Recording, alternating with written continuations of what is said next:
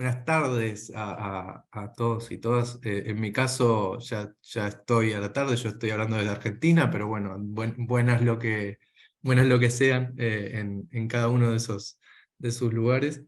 Yo vengo a hacer una breve presentación sobre qué es Young Scholars Initiative, que es uno de los coorganizadores de la charla, de la charla súper interesante, de esta serie de webinars que organizan tanto Carlota como bueno, Fernanda desde la organización activa de YSI, Arthur y otros más. Yo solamente vengo a comentar qué es YSI.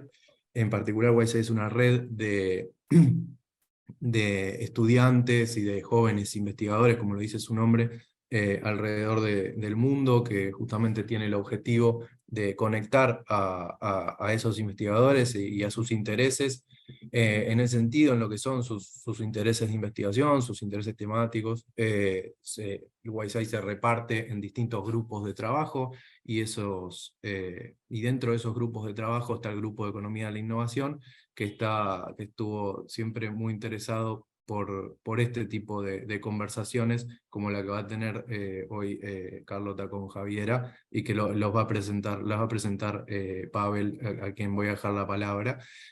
Solamente quería anunciar que desde el Grupo de Economía de la Innovación de Young Scholars Initiative estamos organizando eventos no solo como webinars, sino también algunos eventos que son presenciales. Muchos de ellos tienen financiamiento. En algún caso, esto viene a cuento de que la red es una red plural y abierta, y que busca que la gente se involucre y ella misma proponga los proyectos. Entonces estamos abiertos a escuchar proyectos de quien estuviera interesado en abordar temas de estos, tengo un interés en conectarse con otros jóvenes investigadores al respecto. En este sentido, uno de los próximos eventos que tenemos ahora el 19 de julio es una charla en el que precede al Congreso SACE, de la Society for the Advancement of Socioeconomics, que será en Río de Janeiro, Brasil. Así que si bien ya terminaron las inscripciones para ese evento, ese pre-evento, eh, igualmente están invitados aquellos que estén en Brasil en particular a presenciarlo. Así que bueno, los invitamos a todos y todas. Yo voy a estar ahí, Fernanda también, que es la verdadera organizadora, junto con Arthur y otros más, y con Carlota mismo, de estas charlas, también va a estar. Así que bueno, si alguno anda por esa zona, lo estaremos recibiendo con mucho cariño. Bueno, sin más, le dejo el piso a Pavel, y muchas gracias por estas palabras. Sí, en esta oportunidad les damos la bienvenida a la cuarta sesión de la serie de webinars en políticas de ciencia, tecnología, innovación y desarrollo, que está coorganizado por el grupo Latin American Science, Technology, Innovation and Development Policy, liderado por Carlota Pérez, y Young Scholars Initiative. El día de hoy tenemos a Javiera Petersen, viceministra de Economía de Chile, quien dialogará sobre los retos del desarrollo económico desde el ejercicio de gobernar. Pero antes de presentar propiamente a Javiera, permítanme decir algunas palabras también respecto del grupo de Latin American Science, Technology and Innovation and Development. Este grupo empezó en un formato presencial, con sesiones presenciales en el 2018, pero justamente a partir de la pandemia migramos hacia, sesiones virtuales. Esto inició con algunas iniciativas en SPRU, la Universidad de Sussex, luego se extendió a otras universidades como la University College London. Este es un espacio en el que invitamos a personas que puedan compartir sus experiencias en el diseño e implementación de políticas de ciencia, tecnología, innovación y desarrollo, a través de la comparación de experiencias, particularmente sobre lo que funciona, lo que no funciona. Buscamos obtener lecciones para futuras intervenciones en la región. Nuestra motivación viene de la percepción de que la interacción entre la política pública y los académicos es aún muy débil en nuestros países, y en este sentido reconocemos que necesitamos más servidores públicos y tomadores de decisiones con mayor conocimiento y experiencia para guiarnos en el camino para enfrentar diversos retos sociales, ambientales y económicos. Ahora, como les comentaba, tenemos algunas palabras. Antes de presentar a Javiera, no sé, Carlota, si te gustaría decir algunas palabras sobre este espacio. Bueno, la única cosa que quería decir es que en realidad la intención de esto no es solamente lograr que más académicos vayan al mundo como servidores públicos, sino que los conozcan, se conecten y sea entonces posible que entiendan mejor que lo que se aprende en libros cuando hablamos con personas que han vivido la experiencia de estar en el gobierno. Creo que es una manera de entender todo lo que es hacer política muy distinto y muy importante. Entonces, esa es la idea, lograr, y claro, crear vínculos que se mantengan, porque los que van a oír a Javiera hoy podrían eventualmente, en un momento dado, comunicarse con Javiera cuando tengan alguna idea, porque ya ven cómo ella ve el mundo desde su posición de poder. Entonces, son varias cosas las que queremos lograr con esto. Ya. Perfecto, gracias Carlota. Temas adicionales de cómo nos pueden encontrar también a los que organizamos esta serie de webinars. Ahí tienen el correo electrónico, nos pueden escribir. También nos encuentran en LinkedIn y en la página web de LALIX tenemos un espacio donde pueden encontrar todas las conversaciones, discusiones y eventos previos desde el 2018.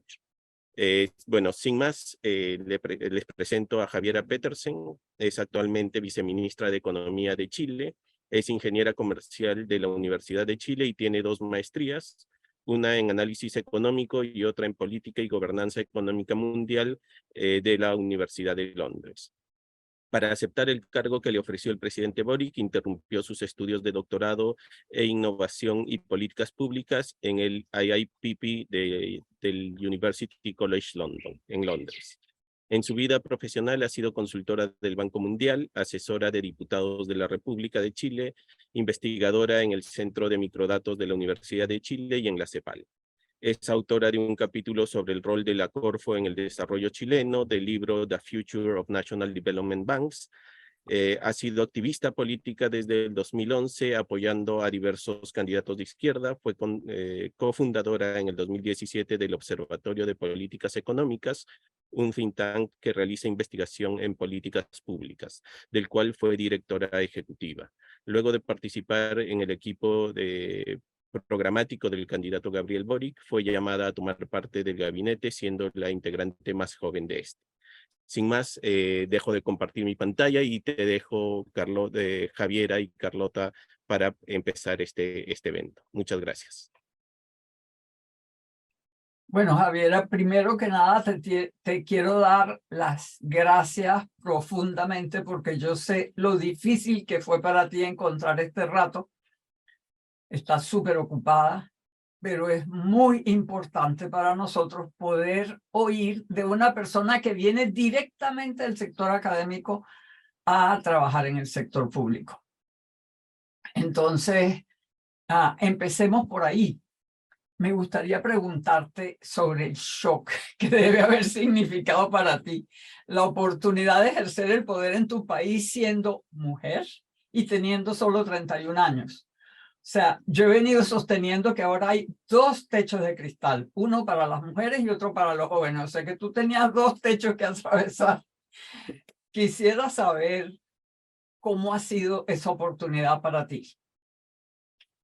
Bueno, saludarlos primero, a ti en particular, Carlota, a todos quienes nos están escuchando, a los organizadores, agradecerles también por esta invitación, agradecer por toda la comprensión en los cambios de día y cambios de horarios que tuvimos, porque vamos a estar conversando un poquito de eso más adelante, pero efectivamente una Una de las peripresias que tiene el ejercicio de gobernar es eso, es tener tiempos que muchas veces no dependen de las agendas que uno planifica, ¿cierto? Así que agradezco mucho esto, yo participé mucho en este tipo de instancias, fui organizadora, muchas veces te invitamos a ti, Carlota, y me tocó entrevistarte, así que feliz y honrada de que podamos estar teniendo esta conversación.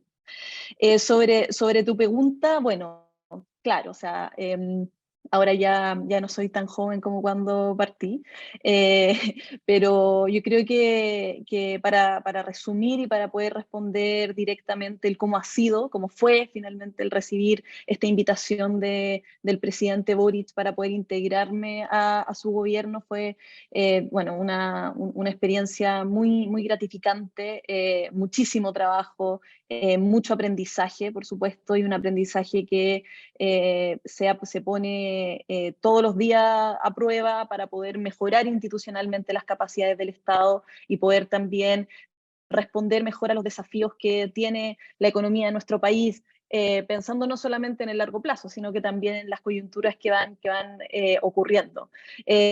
No fue fácil, no fue fácil en el sentido de dejar pausado el doctorado, porque yo creo que todas y todos quienes nos escuchan y que son estudiantes latinoamericanos saben lo difícil que es primero irse a hacer un doctorado afuera, todos los trámites que hay que hacer para luego volver, pausarlo, y eso fue una decisión, por supuesto, difícil, pero estoy muy feliz de haberla tomado, de haberla aceptado, y también teniendo muy claro que yo quiero volver, y que así lo voy a hacer, a retomar mis estudios. Por lo tanto, ahí creo que voy a volver a ser panelista de estos eventos, sin duda alguna, cuando me toque dejar mi cargo acá en el gobierno.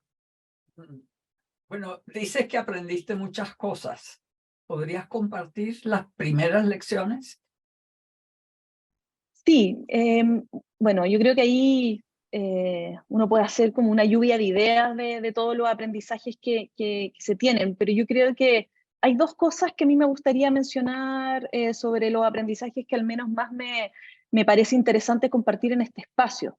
Lo primero es lo estrechamente vinculado que están todos los procesos de la administración del Estado con los objetivos de política pública que un gobierno quiere perseguir. Y menciono esto porque creo que en general muchas veces desde la economía, y pensándolo más bien del ejercicio académico en la economía, hay más bien una distancia en el cómo un Estado funciona. Y por supuesto hay dimensiones de economía política que se involucran en las investigaciones que uno hace, pero no de forma tan medular. Y yo creo que también hay cierta percepción que tenía yo misma antes de poder estar trabajando en el gobierno, incluso cuando estaba estudiando en la Universidad de Chile acá, siempre pensando en poder integrarme eventualmente a trabajar en el sector público, es que toda la parte de la administración del Estado con el diseño de la política pública, la implementación de una política pública, estaban más bien en áreas separadas. Se unían eventualmente, pero estaban separadas. Y yo creo que eso es un error. Yo creo que es demasiado importante entender que la forma en que un Estado se administra está estrechamente vinculado al objetivo de política pública que uno quiere perseguir, y esto es relevante porque cuando uno entiende a cabalidad cómo los estados propios funcionan, cómo los estados en cada país con sus especificidades funcionan, se tienen muchas mejores herramientas para poder ver de qué manera se persiguen objetivos de política pública, como por ejemplo políticas de innovación.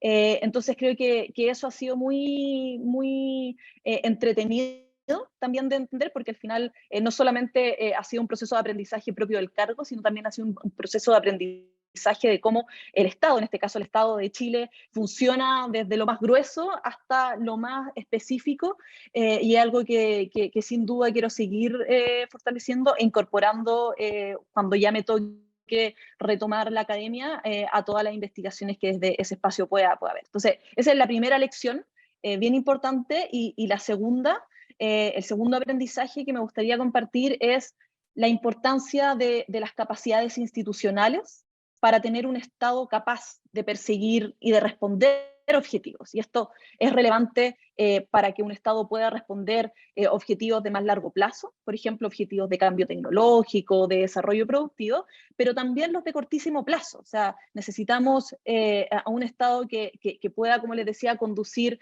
procesos de desarrollo productivo y tecnológico, pero también a uno que pueda responder a una emergencia, como la emergencia que nos hizo suspender la semana pasada esta conversación, porque hubo muchas lluvias e inundaciones en la zona centro-sur del país, y necesitamos un Estado también que sea capaz y ágil de poder responder a esos desafíos. Y en todos estos procesos hay aprendizajes que deben resultar en un constante fortalecimiento de las capacidades institucionales que tienen los Estados, y yo creo que una característica común en muchos estados de América Latina o del sur global es que primero, no cuentan con esas capacidades públicas en su totalidad, pero por las necesidades, por supuesto, más coyunturales, no destinan esfuerzos en invertir y desarrollar esas capacidades públicas. Por lo tanto, vamos en un ciclo virtuoso de que viene una nueva emergencia o hay un desafío de más largo plazo y los estados no tienen las capacidades para poder realmente responder a estos distintos desafíos. Y si eso fue lo que aprendiste en el gobierno, ¿en qué medida lo que aprendiste en el mundo académico te ha servido para eso o para otras cosas? O sea, ¿en qué Claro. sentido sí, en qué sentido no? O sea, ¿qué es lo bueno y qué es lo que no necesariamente ayuda? Claro.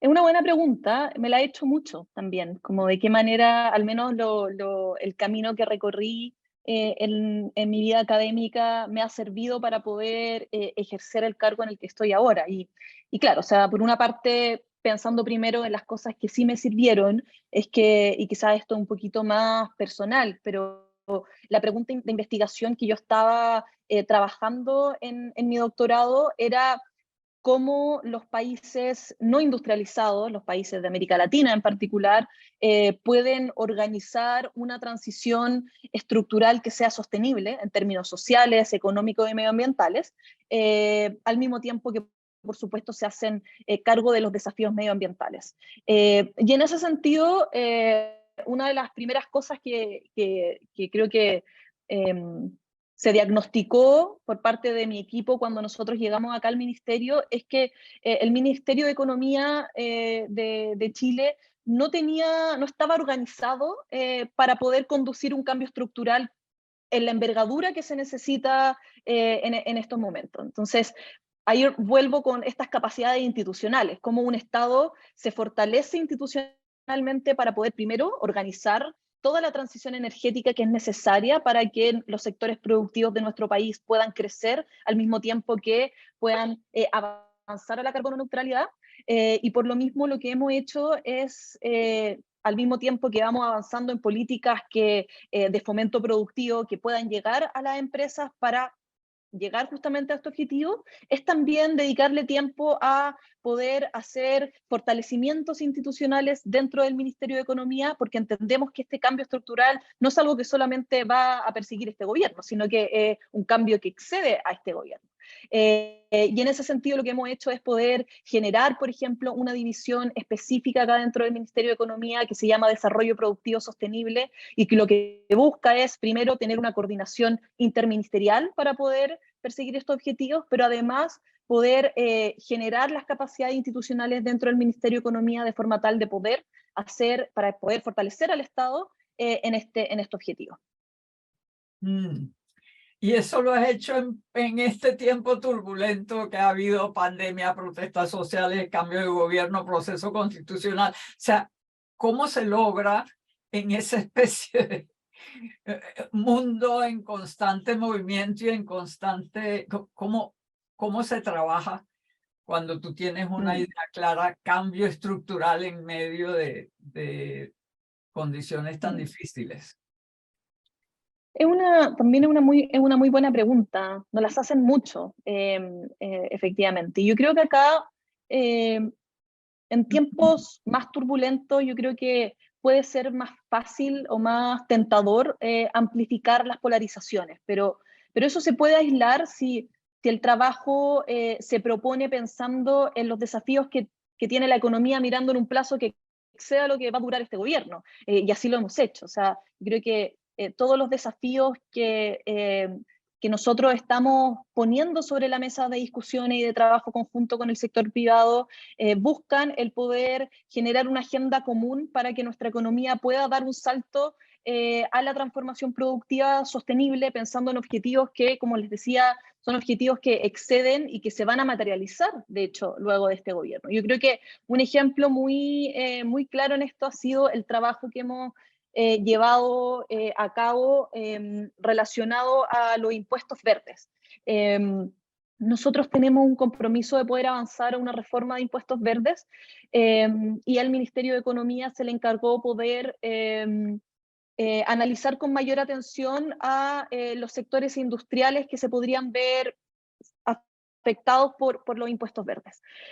Nosotros levantamos una mesa de trabajo en el que desde el gobierno fuimos muy claros desde un comienzo en cuáles son los objetivos que nosotros queremos sobre esta reforma, reforma que, como les decía, es de un paquete más general sobre cambios al sistema tributario de nuestro país, pero en particular en impuestos verdes para sectores industriales. Mencionamos que efectivamente hay un compromiso por poder hacer cumplimiento a lo que el Estado de Chile ya ha firmado en cuanto a la carbono neutralidad de acá al 2050, pero no queremos hacer esto a costa de una desindustrialización más aguda incluso de nuestro país. Y por lo tanto era necesario ponerse a pensar de qué manera un esquema de impuestos verdes no solamente se entiende como una herramienta tradicionalmente impositiva, sino como también un instrumento regulatorio que pueda modificar el comportamiento de ciertos sectores industriales, que pueda acelerar el cambio tecnológico, entendiendo que hay que poner para este diseño todas las especificidades productivas y tecnológicas que tienen las empresas que van a estar afectadas a impuestos verdes. Y después de varios meses de harto trabajo hemos coincidido en un diseño que es, que vamos a ver ahora, por supuesto, cómo avanza en la discusión, pero creo que hasta este momento el trabajo público y privado que se dio sobre un problema que podría bien haber sido mucho más resistido, contestado del sector privado, o sea, como solamente una invitación a conversar sobre impuestos, probablemente es fácil de que pueda resultar en algo un poquito menos de trabajo conjunto como lo fue, pero planteándolo de esa manera, planteándolo con un objetivo que las empresas de nuestro país tienen, que nuestro gobierno tiene, que nuestro Estado tiene, fue sencillo poder generar espacios de trabajo que no resultaron en un diseño que hoy día está resguardando estos dos objetivos que yo les mencionaba anteriormente, que es hacer un diseño que efectivamente pueda ir a grabar las emisiones con mayor fuerza, pero en un diseño que también permita que las empresas que van a recibir finalmente este impuesto no se vean forzadas a cerrar sencillamente porque vamos a tener una fuga de carbono, sino que puedan hacer el cambio tecnológico requerido para que esto realmente pueda hacerse en nuestro país. Tú sabes muy bien, y todos los que me conocen saben, que yo soy una partidaria de crear consenso con todos los participantes del sector empresarial, el sector sindical, los ministerios, todas las agencias, que si uno no logra establecer un juego de suma positiva, ganar entre el mundo empresarial, el mundo sindical, el mundo del gobierno, porque el gobierno también está formado por muchas instituciones que se mueven en diferentes direcciones. O sea, tú has tenido que enfrentar eso y me suena como que lo estás logrando. ¿Hay alguna cosa que tú puedas decir de cómo lo lograron? O sea, ¿tienen a todos los ministerios en ese juego? ¿Cómo está la situación? ¿Y cómo se logra? ¿Cómo los lograron convencer, si es que lo lograron? Bueno, es un trabajo que en ningún caso lo damos por finalizado, sino que es un trabajo continuo y de, como les decía, de aprendizaje diario para ver de qué manera se fortalece el Estado y se fortalecen los espacios de coordinación interministerial. Y en ese sentido, yo creo que yo mencionaría dos puntos. Por un lado, es cuando yo les mencionaba de estos primeros aprendizajes que a mí me gustaría comentarles en esta instancia, que es lo estrechamente vinculado que están todos los procesos de la administración del Estado con los objetivos de política pública. Creo que uno de los más importantes es el proceso de formulación presupuestaria. Y yo creo que tiene distinción en cada uno de los países, tiene tiempos que son muy precisos, y que tiene también muchos códigos que a veces son un poquito más áridos de poder leer para poder entender la complejidad y los momentos en que el presupuesto de una nación se diseña. Y ahí yo creo que al menos lo que ocurría en nuestro país es que cada uno de los ministerios formula y diseña su presupuesto dentro de su ámbito de acción. Por lo tanto, el Ministerio de Economía diseña el presupuesto del Ministerio de Economía, el Ministerio de Ciencia sí, el Ministerio de Medio Ambiente. Y eso en nuestro diagnóstico tenía dos problemas para poder perseguir desafíos que exceden a cómo pueda estar organizado un Estado, ¿cierto? El primero es que no había una instancia de coordinación interministerial para poder priorizar objetivos a nivel país, objetivos que son de más largo plazo. Y en segundo lugar es que no era tan claro cómo uno aprovechaba las sinergias y las complementariedades entre los distintos programas o iniciativas que estaban en distintos ministerios. Entonces, por lo mismo, es que nosotros en el primer presupuesto que diseñamos y que formulamos en nuestro gobierno, una de las novedades que incluyó este presupuesto fue un nuevo programa presupuestario que se llama Desarrollo Productivo Sostenible y que tiene, creo yo, 3 distinciones que son bien importantes para países de América Latina. La primera es, siguiendo con lo que estábamos conversando, es que lo administra un comité interministerial de nuestro gobierno. Un comité interministerial en el que está liderando el Ministerio de Economía, pero en el que también participan el Ministerio de Ciencias, el Ministerio de Medio Ambiente, el Ministerio de Hacienda, el Ministerio de Energía, el Ministerio de Minería. Es como el sector, los ministerios sectoriales de lo productivo, más los ministerios que efectivamente tienen una agenda muy importante relacionado al desarrollo productivo y al desarrollo tecnológico. Entonces, cuando nosotros creamos este espacio de coordinación interministerial, lo primero que hicimos fue definir desafíos que debiese perseguir nuestro país en materia de desarrollo productivo sostenible, y lo que definimos fue la descarbonización justa.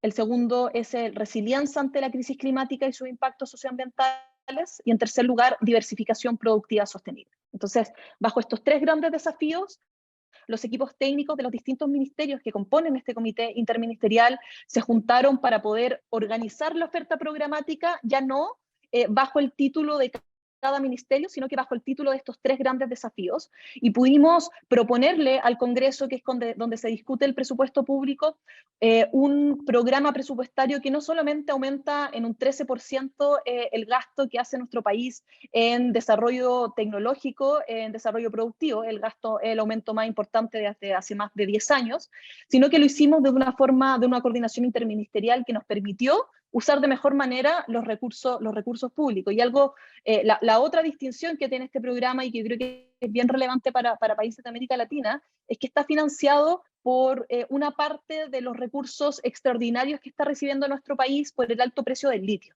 Entonces, estamos justamente utilizando rentas de recursos naturales para poder poner recursos, invertir en amplificar y en sofisticar la base productiva de nuestro país de una forma que nos permitió hacer este trabajo interministerial en base a estos desafíos que exceden las competencias y que exceden, por supuesto, los objetivos más regulares que persiguen cada uno de los ministerios. Cuando uno trabaja en esas cosas, siempre hay algún proyecto que es como el más importante en términos de lograr el cambio positivo para el país que uno quiere. Me pregunto si ese es el proyecto que es eso, o hay otros proyectos en los que también se encuentra, cuyo resultado es muy importante para los cambios deseados, ¿no? Sí, es una muy buena pregunta, porque acá yo, partiría mencionando, y cuando yo les comentaba lo relevante que son las capacidades institucionales para poder perseguir los distintos objetivos de política que un gobierno pueda tener. Efectivamente, este Comité Interministerial de Desarrollo Productivo Sostenible, nosotros queremos que sea un legado de este gobierno para las capacidades institucionales que tenga el Estado de Chile de aquí en adelante, ¿cierto? Y este comité interministerial está encargado, por una parte, de la administración de este programa presupuestario que va a seguir, pero al mismo tiempo también está encargado de la coherencia de las distintas políticas de desarrollo productivo que tenga nuestro país, y también está encargado de poder tener un espacio cotidiano de conversación y de trabajo con el sector privado para poder identificar cuáles son las brechas que existen y cuáles son las respuestas de política que nosotros queramos fomentar. Entonces, en ese sentido, otro proyecto importante en el que estamos nosotros trabajando es, dado que ya nos encargamos con el programa presupuestario de cómo el presupuesto público, es decir, las herramientas de la política fiscal, se ponen a disposición finalmente de estos objetivos de transformación productiva. Otro punto importante y que comprometía nuestro programa de gobierno es hacerse cargo más del sistema financiero, de cómo nosotros organizamos un sistema de financiamiento para el desarrollo que pueda entregar la herramienta en donde la política fiscal o bien los instrumentos más de subsidio ya no llegan por las naturalezas mismas de los proyectos que hay que ir a escalar. Y en ese sentido nosotros venimos trabajando desde ya varios meses con tanto Banco Estado como Corfo, que son las dos principales agencias de financiamiento, tanto Corfo como una agencia de financiamiento propiamente tal, pero también con Banco Estado como el banco público de nuestro país, en una agenda que nos va a permitir poner en la discusión distintos mejoras institucionales al sistema de financiamiento para el desarrollo en nuestro país, con el objetivo de poder entregar financiamiento a las distintas empresas que son parte de los sectores que se definen como estratégicos para poder hacer la transición energética que nuestro país y que el mundo necesita.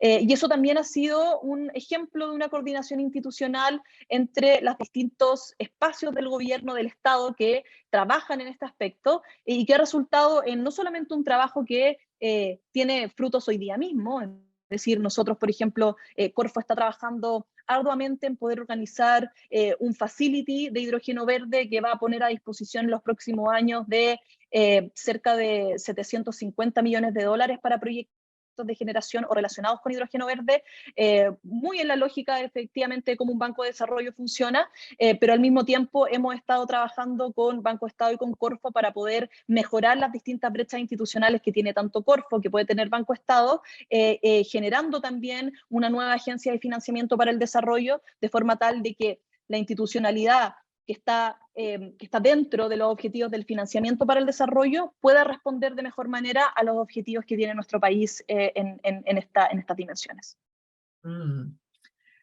O sea que están haciendo cambios bastante sustanciales. Me pregunto, yo supongo que en Chile hay estabilidad del personal del sector público.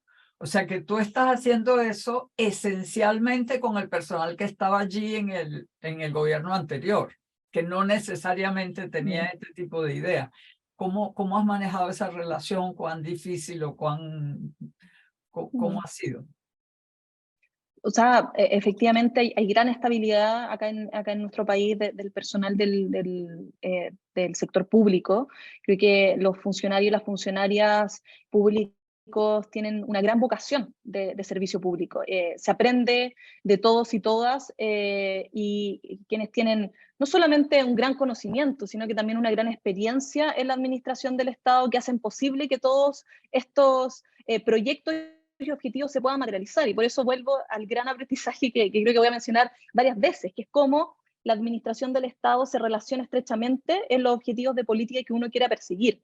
Ahora, eso se da, y es verdad, o sea, nuestro gobierno, por supuesto, llegó con un programa de gobierno que puede haber distado del gobierno anterior, pero hay ciertos ejes que son evidentemente trascendentales a distintas discusiones y que venimos nosotros recogiendo discusiones que no se originaron en este gobierno. Y ahí yo creo que el ejemplo es, por ejemplo, la estrategia de hidrógeno verde que nuestro gobierno está levantando y que toma la estrategia de hidrógeno verde que presentó el gobierno anterior. Nosotros estamos ahora haciendo el plan de acción de esta estrategia que se generó el gobierno anterior con un comité que es de bastante consenso político para poder darle darle una consecución a proyectos que sabemos vienen de antes de nuestro gobierno y se van a materializar luego de nuestro gobierno. Y además de esto es que en este proyecto de fortalecimiento al sistema de financiamiento para el desarrollo, que propone la creación de una agencia de financiamiento para el desarrollo, se recogen discusiones que vienen desde el año 2008, en las discusiones de presupuesto, en las discusiones sobre diseño institucional de distintos organismos, para poder realmente dar como respuesta lo que nosotros estamos proponiendo ahora. Entonces, hay muchas de estas discusiones que se originaron hace harto tiempo y que en esas discusiones de años anteriores de gobiernos anteriores hay aprendizajes que por supuesto nosotros estamos incorporando, y creo que eso efectivamente se puede lograr y se logra de esa forma por el compromiso y la estabilidad que tienen las y los funcionarios públicos de nuestro país. Qué bueno, porque en realidad la estabilidad en las políticas es crucial. Si cuando cambian los gobiernos, cambian las políticas, es más o menos catastrófico. Siempre he sostenido que el subdesarrollo es la incapacidad para la estabilidad institucional, para la construcción institucional. Entonces, lograr eso que estás diciendo me parece sumamente importante. ¿Y el mundo académico? ¿Has logrado incorporarlos en algún terreno? ¿Lo piensas hacer? O sea, ¿cómo, así como tienes la base de este personal con experiencia, ¿te ha resultado posible incorporar al mundo académico en algún sentido? Bueno, acá en Chile el mundo académico, al menos en lo económico en particular, pero yo creo que esto es extensible a todas las áreas, el mundo académico está bien vinculado a la discusión de políticas públicas. Y por lo tanto, efectivamente hemos tenido distintos espacios de conversación y de trabajo, no solamente en lo bilateral del Ministerio de Economía con el mundo académico, sino también teniendo la oportunidad de poder juntar a los distintos actores que son relevantes para las políticas públicas. Y acá un ejemplo que me gustaría darles es que nosotros desde el Ministerio de Economía organizamos, terminó esto hace un par de meses, diálogos de desarrollo productivo regional. En todas las regiones de nuestro país organizamos estos diálogos donde participaban, por una parte, organizaciones de trabajadores, la Central Unitaria de Trabajadores, por otra parte, organizaciones de pequeñas empresas y también de grandes empresas, y también la academia. Entonces, en cada una de las regiones había un representante de cada uno de estos grupos, partían una presentación sobre su visión sobre el desarrollo productivo, los desafíos de tanto el diagnóstico, qué es lo que hay que hacer a nivel regional, y sobre eso se generaba una discusión un poco más abierta a los distintos participantes que habían en ese espacio. Entonces, efectivamente, el trabajo conjunto, no solamente con la academia, sino con las distintas dimensiones y aristas que son importantes a ser incluidas en cualquier discusión sobre política pública, es algo que creo que tampoco es una tradición de este gobierno, es algo que ocurre harto al menos en nuestro país. Veo que has podido hacer muchas cosas en muy poco tiempo. Es muy impresionante. Estoy segura que los asistentes van a querer preguntar mucho. Estamos llegando al final, entonces voy a aprovechar de preguntarle a Javiera, la que estaba de este lado antes, porque tú eras audiencia en estos eventos explorando el rol de los académicos con el sector público de nuestros países. ¿Qué consejo le darías tú a Javiera ahora? Con la experiencia que has adquirido, la visión que tú tenías antes, y qué cambio crees que sea el más importante, ¿qué consejo le darías? Una difícil pregunta, pero a ver, yo diría que imagino que varios y varias de quienes nos escuchan, y también hablándole a quizás lo que hubiese sido yo como audiencia en este tipo de eventos, están trabajando en investigaciones o en propuestas de investigación que buscan tener un impacto en la economía de sus países y de América Latina, un cambio finalmente en las políticas públicas que existen en esos países, o generar una nueva política pública. Yo creo que mi consejo sería que, y quizás siendo un poco reiterativa, pero no por eso creo que es menos importante, creo que mi gran consejo es que puedan aprender a cómo funcionan, cómo se administran los estados, o sea, los procesos de la administración del Estado que están detrás de las políticas públicas que quieren cambiar, de las políticas públicas que se están evaluando. Creo que el proceso de formulación presupuestaria es fundamental, justamente, es una herramienta muy importante para poder perseguir muchos de los objetivos que yo sé en este tipo de conversaciones siempre están presentes.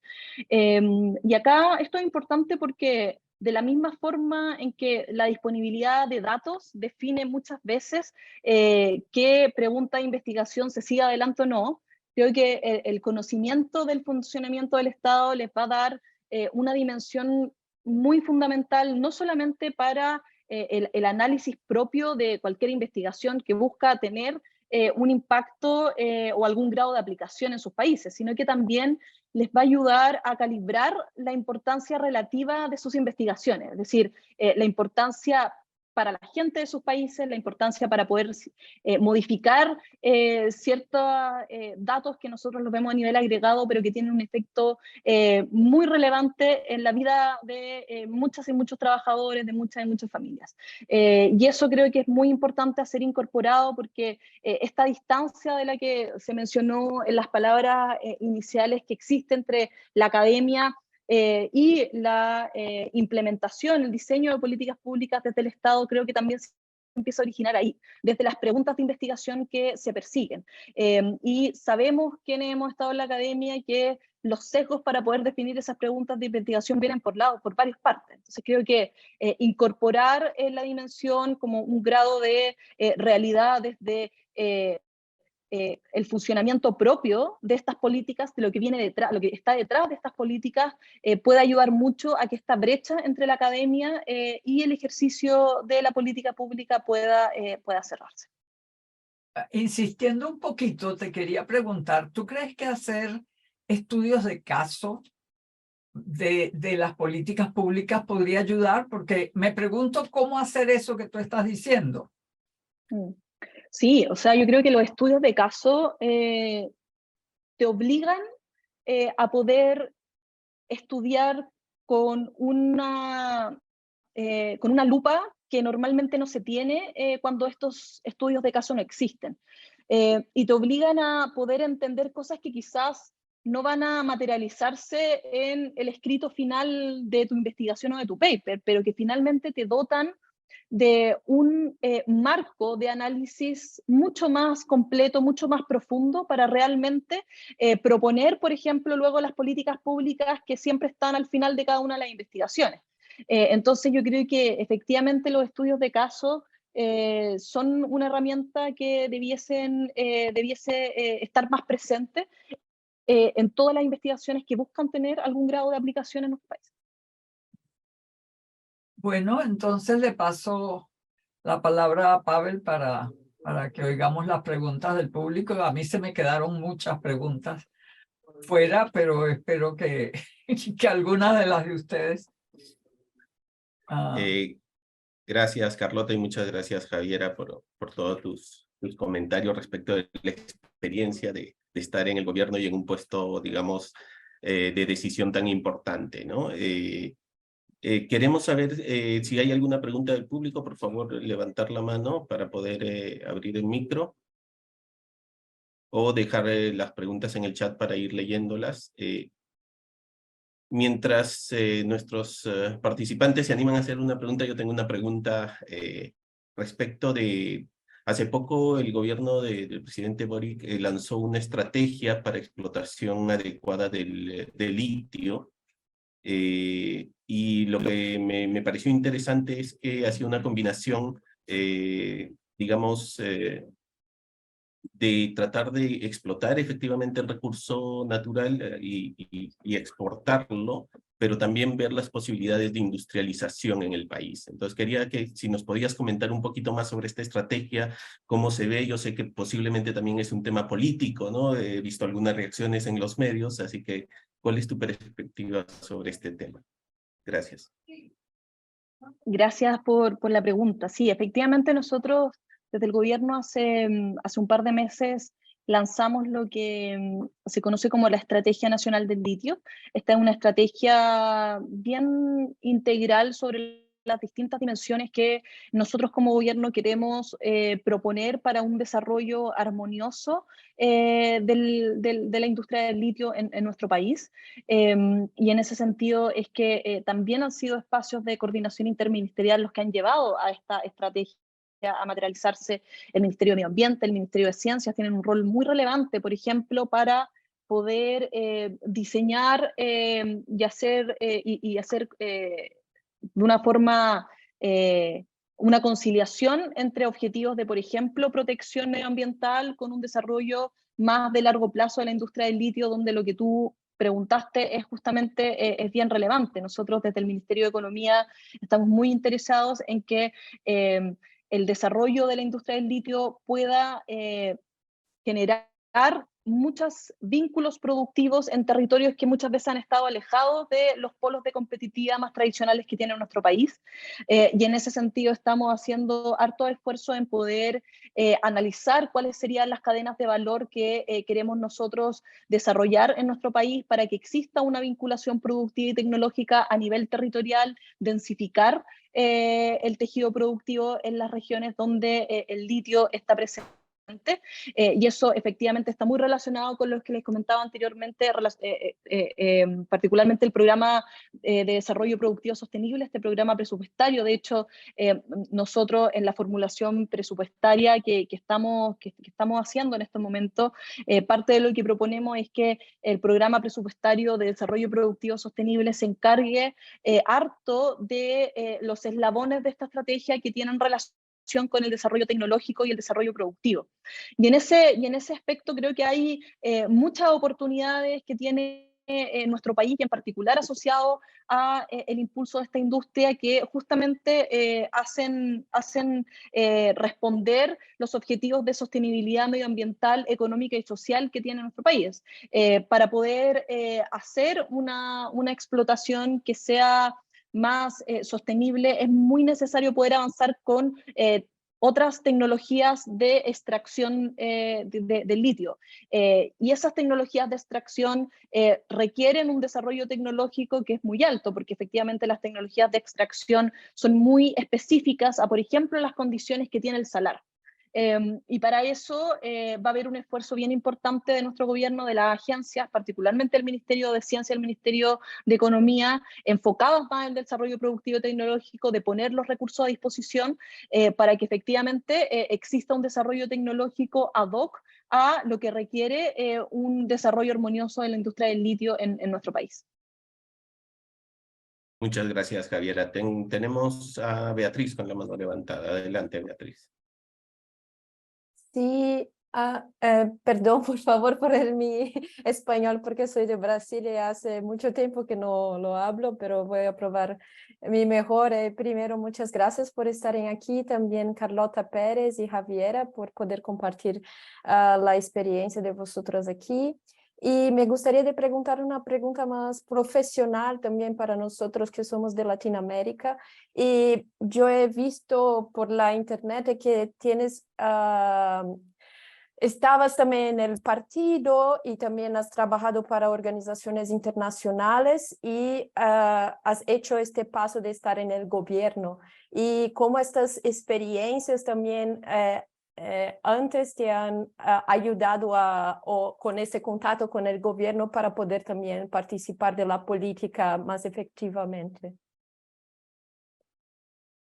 Gracias por la pregunta, Beatriz. Sí, o sea, yo creo que desde siempre, efectivamente, cualquier experiencia, tanto en organismos internacionales como en la discusión política más particular de nuestro país, son experiencias que son relevantes para poder hacer una política pública, sea el objetivo que sea, que pueda realmente materializarse, ¿cierto?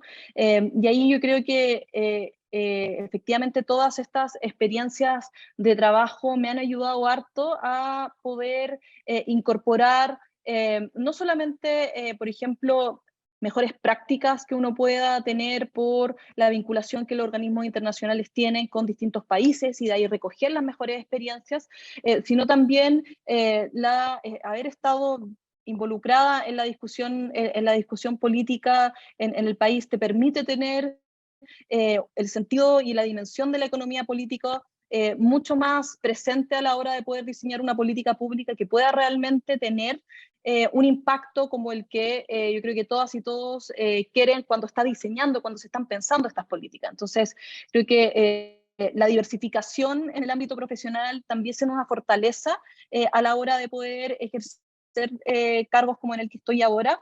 Y en ese sentido yo creo que el llamado y el aprendizaje es que puedan vincularse también en las discusiones coyunturales que tienen sus países, porque eso también les da un sentido de realidad que quizás muchas veces pueda estar alejado en ciertas discusiones más académicas, pero que es fundamental para que investigaciones que buscan tener algún grado de aplicación realmente puedan ser materializables en cada uno de los países.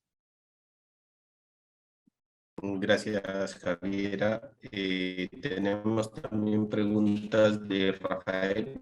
Rafael, ¿puedes hacerlas tú mismo, por favor? Hola, claro. Primero, disculpas, mi cámara no está funcionando en este minuto. Sí, bueno, primero, muchas gracias por la charla, Javiera. Es muy, muy interesante tu experiencia y tu visión sobre la política y las necesidades de estructura en Chile. Tengo dos preguntas, si es posible, si no es mucho problema. La primera de ellas es si pudieras ahondar un poquito más en esta idea de retención de capacidades y la profesionalización del Estado.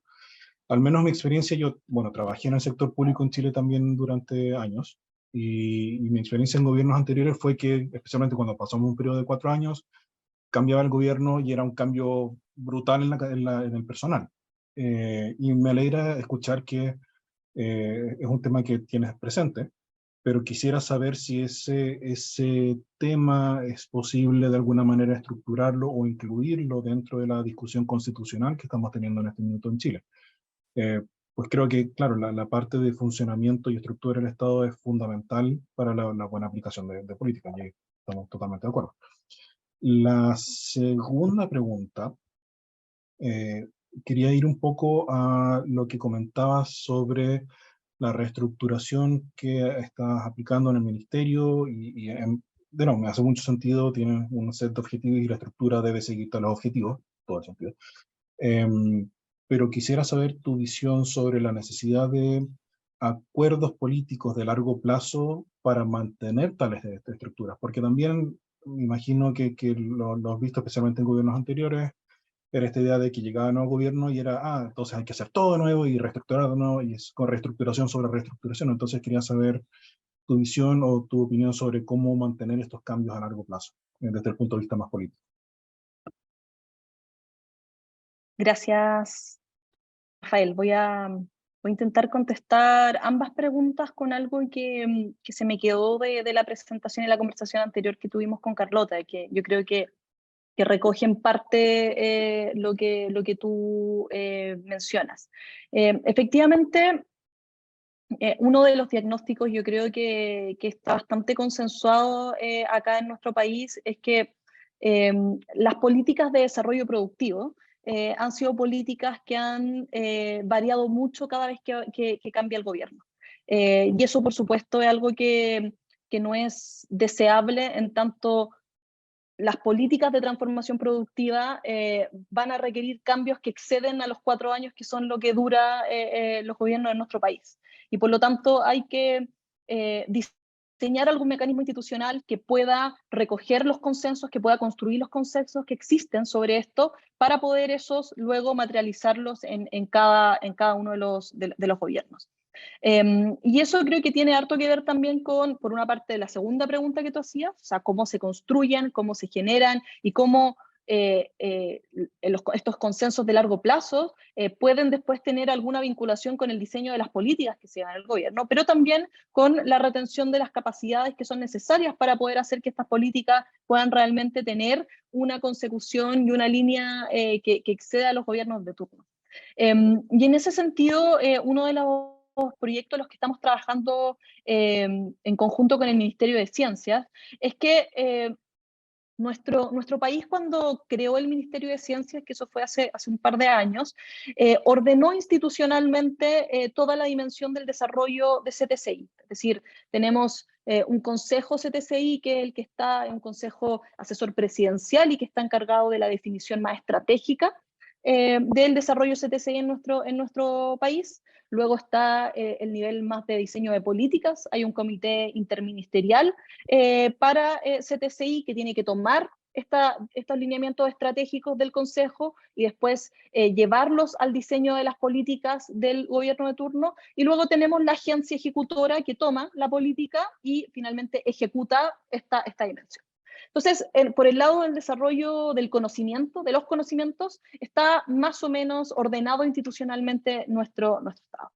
No ocurre lo mismo en el lado productivo, en el lado del desarrollo productivo. Entonces, creemos que en parte este diagnóstico que se hace muchas veces sobre los distintos esfuerzos que se han hecho en nuestro país en materia de desarrollo productivo, que es que cambia el gobierno, cambia las formas, cambia las orientaciones, responde a eso, responde a que no existe un ordenamiento institucional para poder tener un nivel estratégico que por definición excede, por supuesto, al gobierno de turno, y que ese nivel estratégico esté vinculado al diseño de política y a la ejecución de estas políticas. Y es por eso es que lo que queremos nosotros proponer es hacer que exista de la misma manera que existe este ordenamiento institucional para el lado del desarrollo del conocimiento, lo mismo para el lado del desarrollo productivo, y en este nivel más estratégico, donde se van a ir construyendo, generando estos acuerdos de largo plazo, tienen por naturaleza que participar no solamente el sector público, sino también la academia, también el sector privado, y yo creo que están todos los pavimentos hechos para que esta conversación pueda tener frutos, porque como les decía, creo que los objetivos, los desafíos que tienen las empresas, que tiene nuestro país en el largo plazo son los mismos, que es finalmente llegar a hacer frente a los desafíos de esta emergencia climática, al mismo tiempo que avanzamos en cerrar las brechas de productividad y podemos generar empleos de calidad para todas y todos. Muchas gracias, Javiera. Gracias también por la pregunta, Rafael. ¿Alguien más que quisiera hacer una pregunta a Javiera? ¿Algún comentario?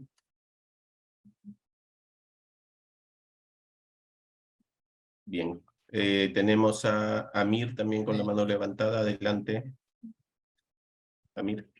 Hola a todos. Gracias, Javiera y Carlota por esa discusión. Es muy, muy interesante y productivo para nosotros. Una pregunta que tenía. Javiera, sabemos que la oposición chilena es feroz, como otros países en la región, y no siempre está dispuesta a colaborar, especialmente en temas de innovación y desarrollo productivo.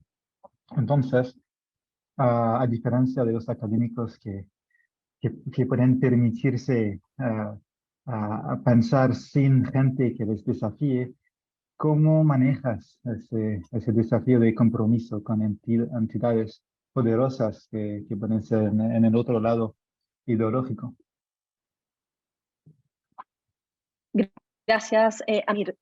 Bueno, la verdad es que nosotros, todo lo que yo les comentaba sobre este nuevo programa presupuestario de desarrollo productivo sostenible, que como les decía, es uno de los saltos más importantes que ha hecho el Estado de Chile en los últimos 10 años en materia de financiamiento, destino público de recursos para el desarrollo del conocimiento, el desarrollo productivo, es algo que estaba incorporado en el presupuesto público de este año, pero que se discutió el año pasado en el Congreso y que tiene que ser discutido y aprobado por el Congreso. Y efectivamente tuvo apoyo en esa discusión, y yo creo que eso responde en parte a que existe un consenso más amplio del que creo que se ve sobre desafíos estructurales y de largo plazo que tiene la economía de nuestro país. Y por lo tanto, el trabajo que nosotros estamos haciendo a través del Ministerio de Economía es poder concentrarnos en esos objetivos y en ese trabajo.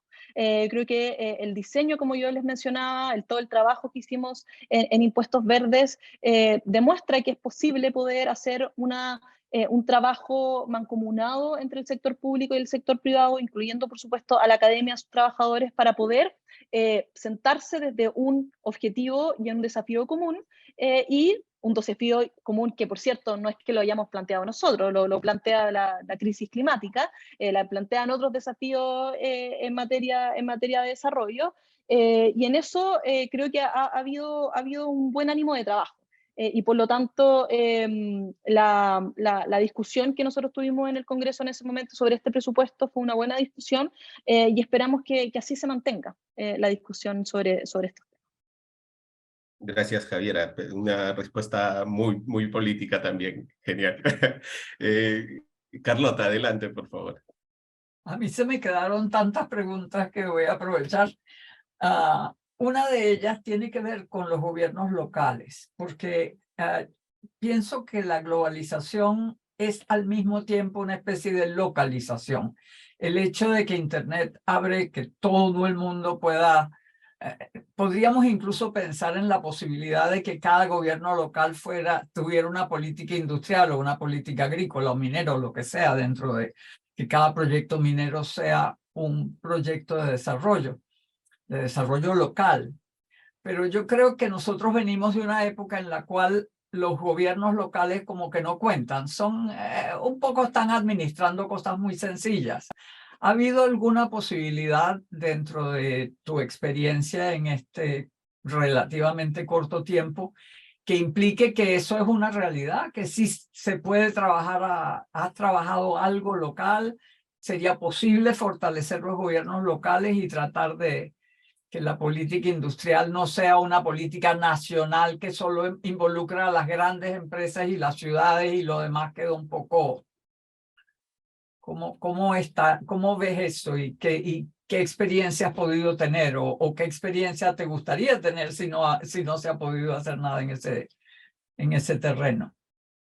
Sí, es una muy buena pregunta porque, bueno, nuestro país es un país que por su geografía el centralismo es una restricción para el desarrollo, ¿cierto?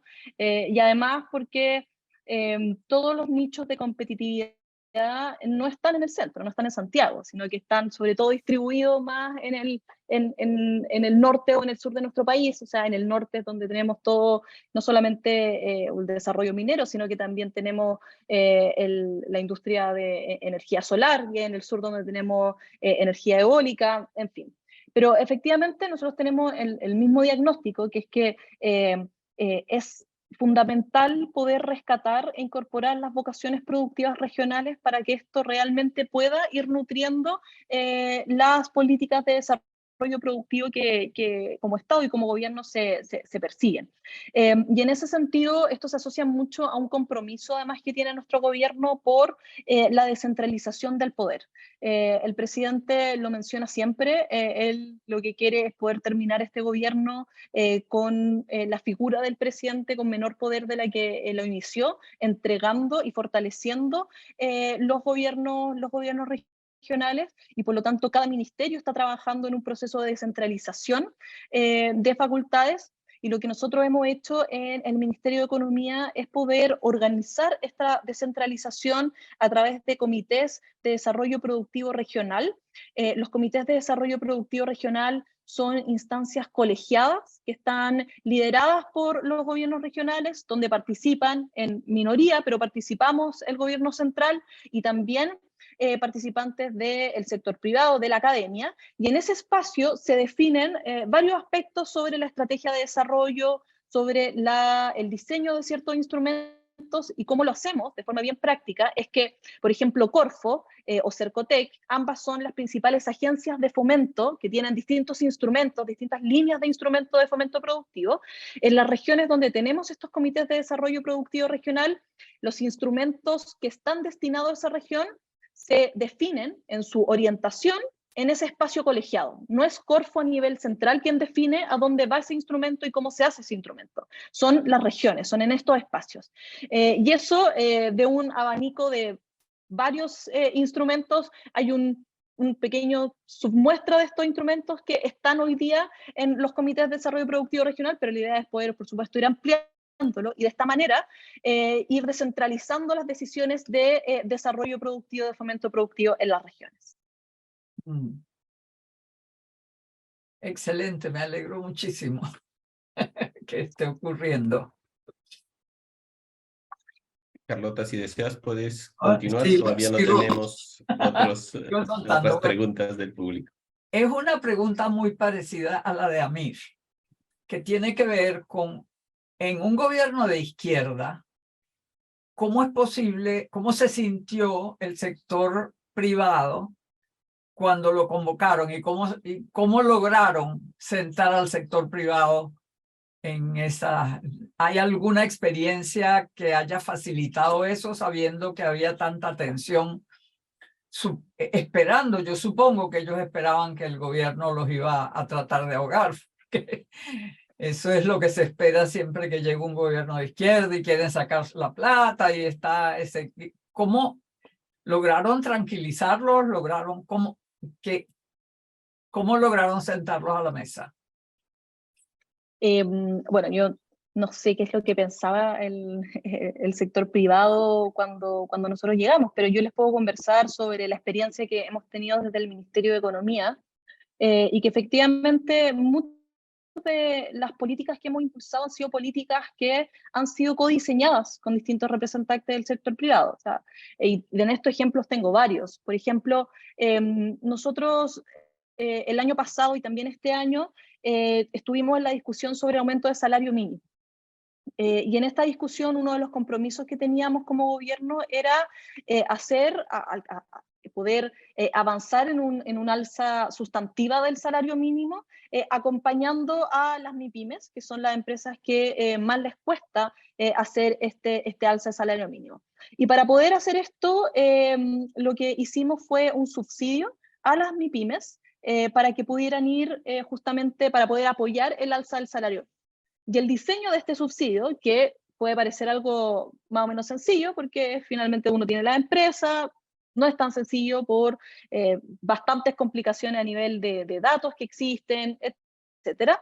Ese diseño es un diseño que nosotros lo fuimos afinando con los distintos representantes de gremios de MIPYMES, de micro, pequeñas y medianas empresas. O sea, y fue tan así que nosotros llegamos en un momento con una propuesta, que era una propuesta que podía ser muy limpia, pero que finalmente tenía complicaciones del giro y del negocio natural y diario que tienen todas las pequeñas y medianas empresas de nuestro país. Por lo tanto, hicimos varias modificaciones y fue finalmente un esquema que hoy día nos lleva a ser uno de los únicos países en el mundo que tiene este diseño. Y fue justamente en un trabajo y un codiseño con las distintas MIPYMES de nuestro país. Otro ejemplo es que nosotros, y de hecho hoy día en la tarde tengo que ir al Congreso para poder continuar la discusión sobre un proyecto de ley que busca incorporar a más mujeres en empresas de nuestro país. Nuestro país tiene una muy baja presencia de mujeres en los espacios de gobiernos corporativos de las empresas.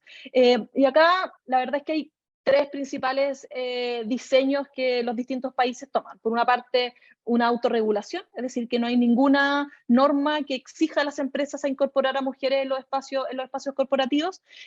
Los países que tienen este modelo de autorregulación evidencian una presencia de cerca del 13% de mujeres en gobiernos corporativos de empresas. Por otra parte, tenemos el modelo de Comply or Explain, como cumple o bien explica, no hay ninguna sanción. Los países que tienen este modelo presentan una presencia de mujeres de como el 20%. Y por otra parte tenemos a los países que tienen un modelo de cuota requerida, y todos estos países tienen una presencia de mujeres en espacios de alta dirección de cerca del 40%. Entonces nosotros como gobierno tenemos la convicción de, no solamente por un tema de justicia, sino que también por un tema de productividad y competitividad de la economía, que las mujeres tienen que llegar a al menos el 40% de estos espacios. Y por lo tanto, en un primer momento pensamos que el mejor diseño era irnos por esta tercera vía, por el modelo de cuota requerida para un 40%.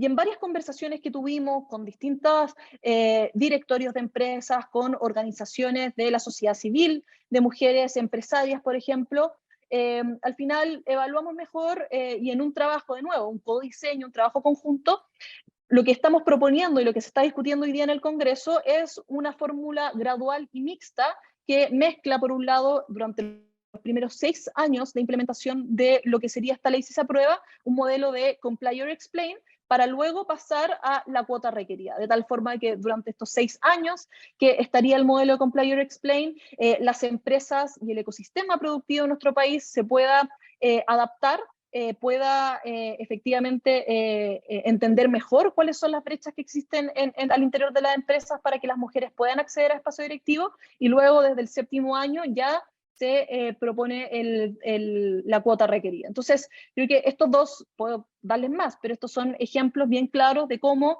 en propuestas que estaban en el programa de gobierno, se fueron presentadas en distintos espacios de trabajo y de conversación con el sector privado, y finalmente fueron mejoradas en un trabajo y en un codiseño conjunto con las distintas instancias, y eso es lo que efectivamente por una parte nos tiene ya con una ley aprobada de salario y subsidio de salario mínimo, y por otra parte hoy día discutiendo y avanzando en su tramitación este proyecto de más mujeres en directorios.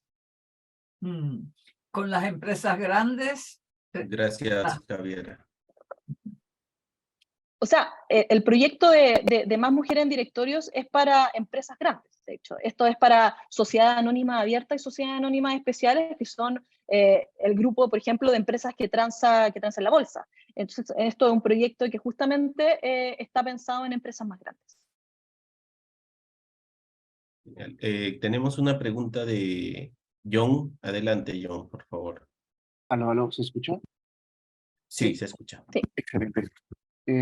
Hola Javiera, muchas gracias por la presentación, gracias por compartir la experiencia que has tenido desde el Ministerio de Economía.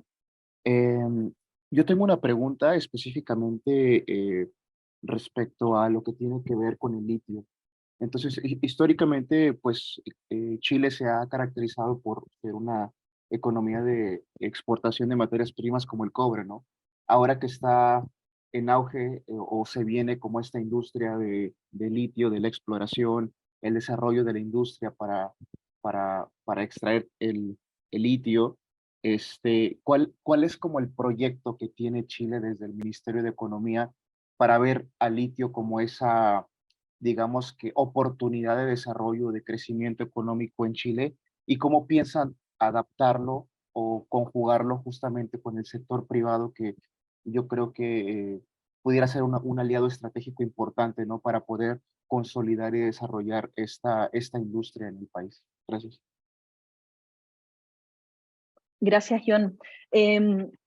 Bueno, creo que le adelanté parte de esta pregunta cuando les comentaba sobre la Estrategia Nacional del Litio, pero efectivamente el diagnóstico que se tiene de este gobierno, y creo que también de los anteriores, es que el litio hoy día es una industria estratégica para no solamente nuestro país, sino que también es un mineral crítico para la transición energética que tiene que perseguir el mundo para poder alcanzar las metas de carbono neutralidad. Y en ese sentido, nosotros lo que queremos es que el desarrollo industrial del litio no se constituya como una economía de enclave, como lo que puede haber ocurrido con otros recursos naturales, sino que poder desarrollar industria y agregar valor alrededor del litio de formas que sean inteligentes y por supuesto, adecuadas según las necesidades y los desafíos territoriales. Y en ese sentido, hemos estado evaluando los distintos aspectos que pueda tener la cadena de valor del litio, pensándolo no solamente desde la exploración y la extracción, sino que incluso hasta el último eslabón de la cadena que tiene relación con el reciclaje de, por ejemplo, baterías de litio. Y sobre todo estos eslabones de la cadena es muy necesario poder tener algo que Carlota bien decía, es de qué manera las vocaciones productivas de las regiones, y en particularmente de las regiones que puedan tener mayor, o sea, donde está el litio, puedan vincularse productivamente a el desarrollo de estas industrias que van a ser tan necesarias para la transición energética de nuestro mundo. Y es por eso es que para poder realmente efectuar este desarrollo industrial armonioso, es que estamos destinando hartos recursos públicos para la investigación, el desarrollo de tecnologías específicas que son necesarias para, por ejemplo, la extracción directa de litio, y que esto pueda, a su vez, derivar en una oferta de proveedores locales, de servicios inteligentes asociados a este recurso, y también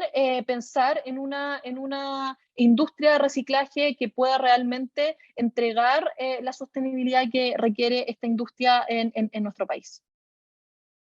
Muchas gracias, Javiera. Tenemos una pregunta más de Laura. Laura, ¿te gustaría hacer la pregunta tú misma, por favor?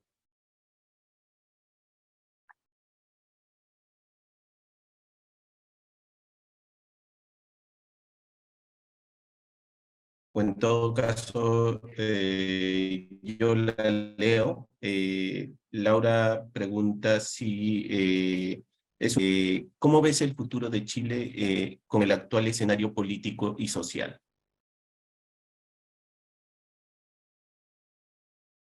Yo creo que, perdón, me estaban llamando por teléfono. Por todo lo que hemos estado conversando, yo creo que nuestro país, como también sé que es la realidad de muchos países de América Latina, tiene desafíos que son gigantes, en materia no solamente económica, sino que en materia social, en materia medioambiental. Y sobre eso uno puede efectivamente tomar más el camino quizás del pesimismo y decir que estos desafíos y este escenario se ve muy complejo y por lo tanto es poco lo que hay que hacer.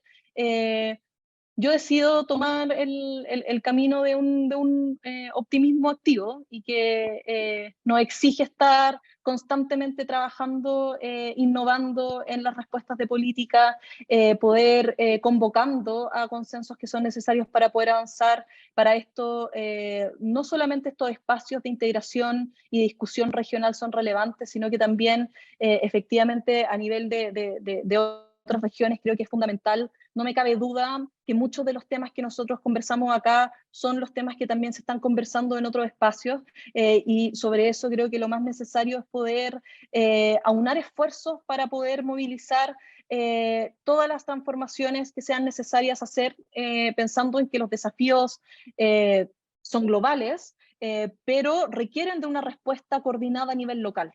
Y en eso creo que existen todos los espacios de oportunidad para que países como Chile, países como el resto de América Latina puedan realmente ver en estas ventanas de oportunidad un espacio de desarrollo productivo que no solamente responda a las necesidades de cerrar brechas productivas, sino que responda también para, sobre todo, mejorar la calidad de vida de todos quienes viven en nuestra región. Muchísimas gracias, Javier. Ha sido un privilegio tenerte. Las cosas que has dicho son súper interesantes. Hasta ahora, los últimos entrevistados que teníamos eran expresidentes del país o de un banco.